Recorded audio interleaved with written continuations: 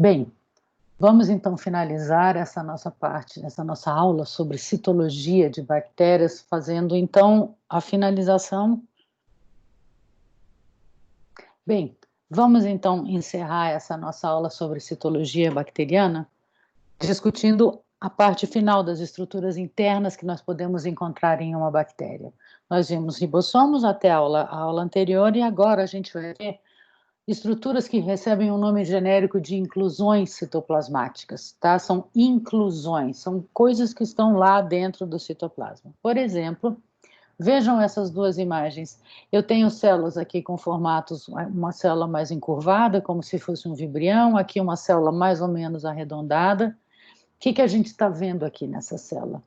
Vocês percebem que eu tenho aqui uma série de dobras, tá? Uma série de linhas. Isso são invaginações da membrana. Vejam que nesse caso aqui, eu tenho algumas células que são capazes de fazer fotossíntese. Existem bactérias capazes de fazer fotossíntese.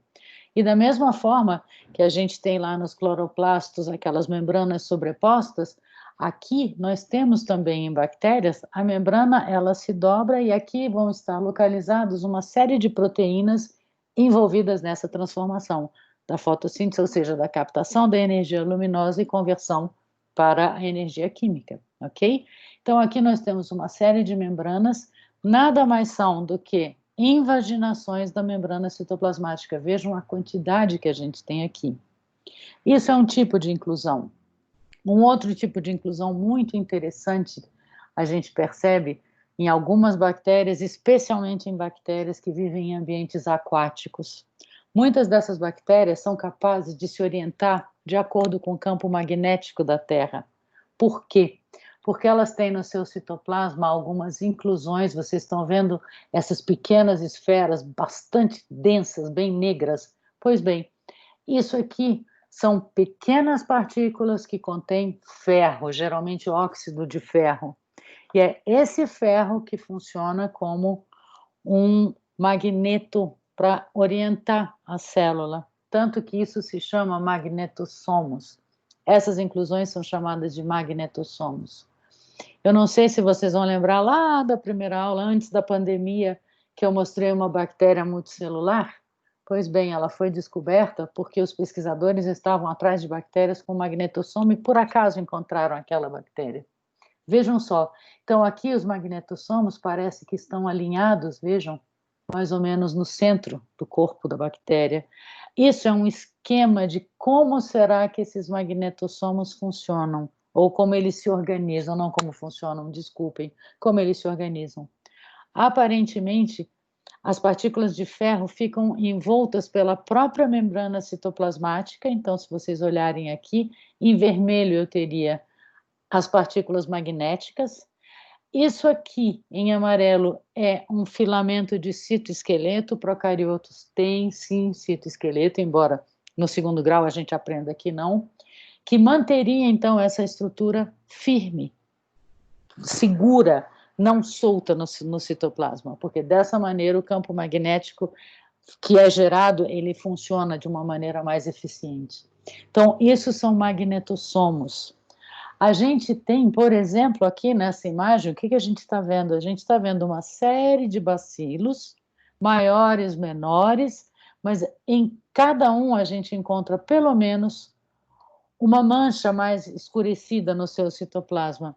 Isso, gente, são grânulos e inclusões citoplasmáticas que podem ser das mais diferentes composições químicas. Eu tenho algumas inclusões que são de fosfato, eu tenho inclusões de enxofre. Vocês lembram aquela bactéria gigante que eu mostrei na primeira aula para vocês? Que a pesquisadora na praia viu coisas brilhando? Pois bem, aquelas coisas brilhando eram células enormes de bactérias que no interior tinham grânulos de enxofre, e por isso era amarelado e brilhava quando estava no sol. Pois isso aqui pode ser grânulos de glicose, pode ser grânulos de enxofre, de fosfato, uma série de compostos diferentes, ok? Que ela usa como forma de armazenamento desses compostos. Existe, por exemplo, vejam, grandes grânulos de compostos chamados, por exemplo, butiratos, hidroxibutiratos. Isso é muito interessante. porque muitas vezes esses compostos podem vir ser usados na biotecnologia, tá? Para a produção de plásticos biodegradáveis e coisas desse tipo. Então, vejam, isso são grânulos de, nesse caso, hidroxibutirato. Mas existe um tipo de inclusão citoplasmática que é extremamente interessante. Quando eu der aula de arqueia, vocês vão ver um detalhe mais interessante do que nessa imagem, que são as inclusões de ar, grânulos de ar. Eu não sei se vocês conseguem perceber isso aqui.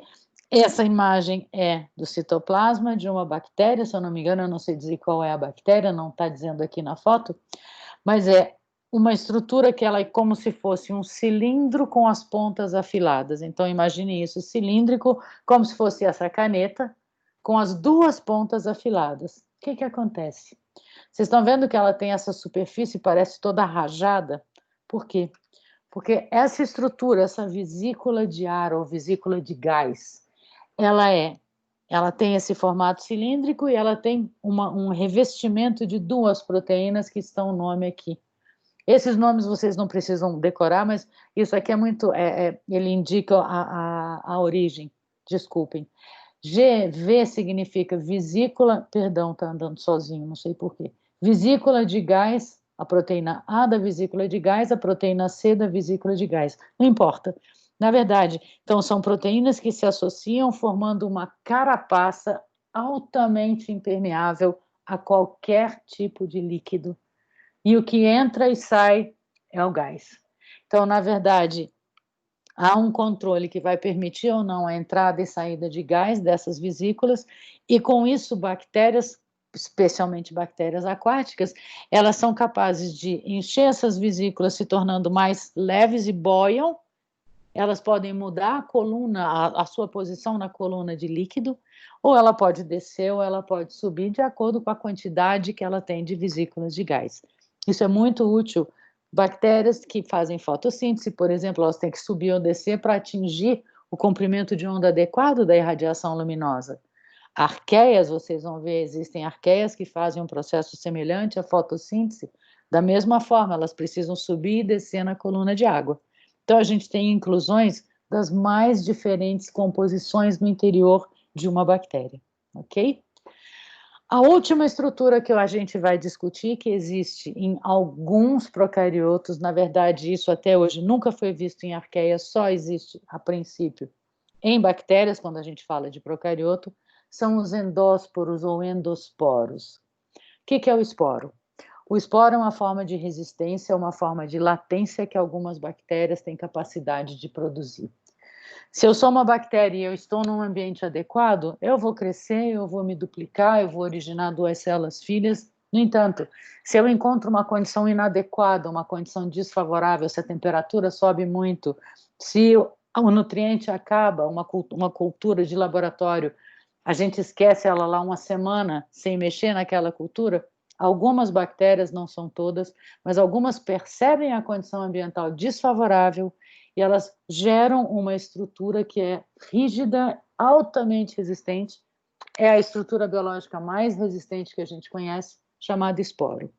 O que vocês estão vendo aqui nessa imagem é uma bactéria, tá? Isso é uma microscopia eletrônica de varredura, colorizada, isso aqui é a bactéria que causa o tétano. A bactéria que causa o tétano, o Clostridium tetani, ela é uma bactéria anaeróbia, é um bacilo gram-positivo anaeróbio obrigatório. Então, ele só vive na ausência de oxigênio. Quando o Clostridium tetani encontra uma condição de aerobiose, o oxigênio é altamente tóxico para essa bactéria, o que ela faz? Ela rapidamente ativa a expressão dos genes envolvidos na esporulação. E ela vai gerar, então, essa estrutura que é extremamente rígida e resistente, ok? No caso, a gente está vendo, aqui é o bacilo com seu formato normal e aqui dentro dele está o esporo, que vai ser liberado somente quando essa célula sofrer lise. Então, aqui o que a gente percebe eu tenho o corpo da bactéria, tá? Em rosa, a gente está vendo o citoplasma dessa bactéria. O que ela vai fazer, a grosso modo? A célula, quando percebe que a condição está desfavorável, a primeira coisa que ela faz, ela duplica o DNA dela, porque é onde está toda a informação essencial à sua sobrevivência. Então, ela duplica o DNA, geralmente esse DNA vai mais em direção a uma das pontas, esse DNA carrega com essa parte do DNA duplicado, esse DNA duplicado, desculpem, ele vai começar a ser envolto por uma série de camadas pela membrana, pela parede, por outras camadas, e o que vai acontecer? Esse citoplasma onde tem o DNA começa a se desidratar, várias camadas vão sendo formadas, essa estrutura vai ficando cada vez mais ressecada no seu interior, e vai chegar um momento que a condição ambiental está tão ruim que a célula morre. Então, vejam só, nessa imagem colorida, ela é muito didática. O que a gente está vendo aqui? Em rosa, vocês estão vendo, eu tenho o citoplasma da bactéria. O que aconteceu aqui? Aqui eu tenho restos de citoplasma, o DNA duplicado já está aqui. Vejam que isso está num compartimento envolto por uma membrana, e cada uma dessas cores que vocês estão vendo aqui são deposições de novas camadas. Existem camadas que são riquíssimas em cálcio. Então, é isso que dá essa resistência tão grande ao esporo.